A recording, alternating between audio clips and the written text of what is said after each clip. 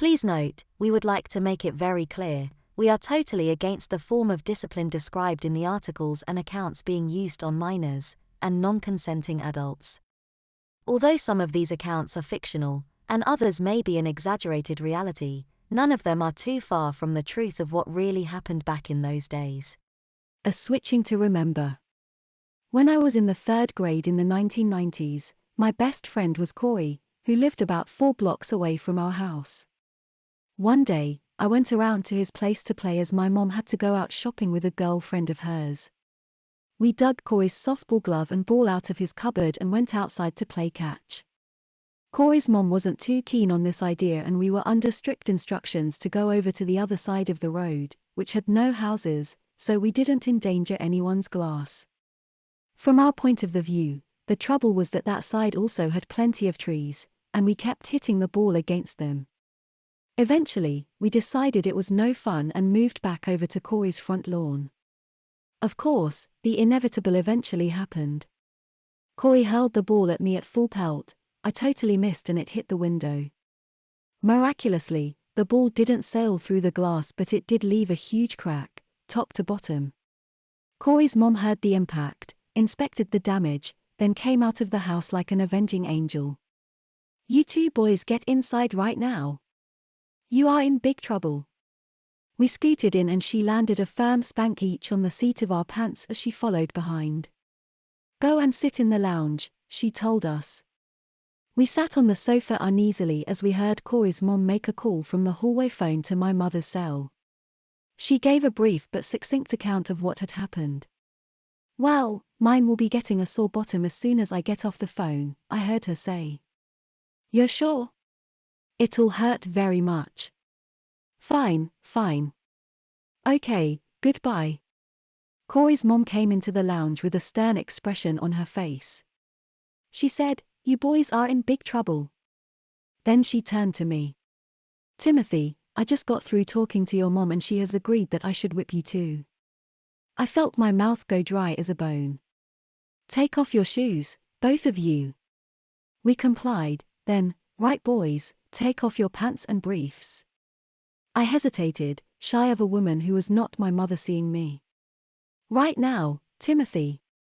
You've got nothing a mom hasn't seen 1,000 times before." Well, that may have been true, but not mine, right? Anyway, I eventually did as I was told. When I got my briefs down I put my hands in front of my penis, but then we were told, "Hands on your heads, now." We obeyed. "Right, wait right there." Corey's mom went into the kitchen and we stood there awkwardly, trying not to stare at each other's modest little wieners. I heard something rattling as it was presumably taken down a shelf or extracted from a drawer. When she returned to the lounge, Corey's mom was carrying a kitchen chair and a switch. Corey's face drained of all color. His mom placed the chair in the middle of the room. "All right, young man," she said to her son, "you know what to do."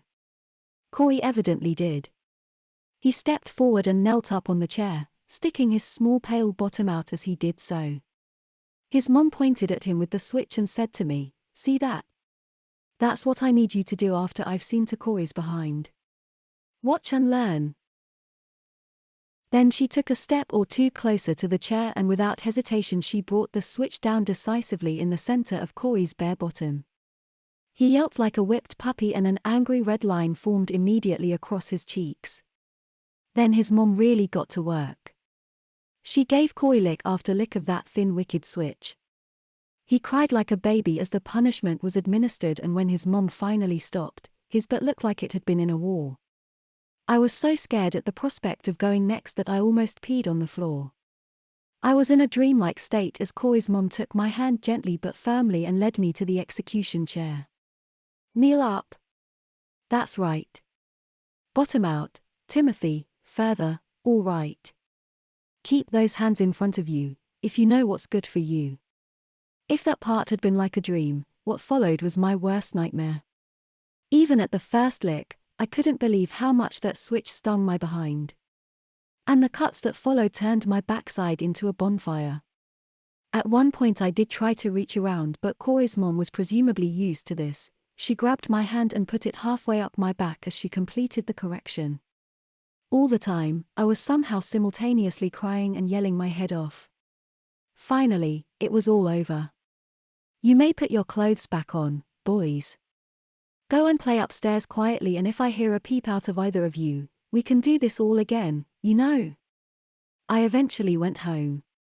Mom obviously knew I had been punished, and the moment she got in, she took my pants down to inspect my bottom.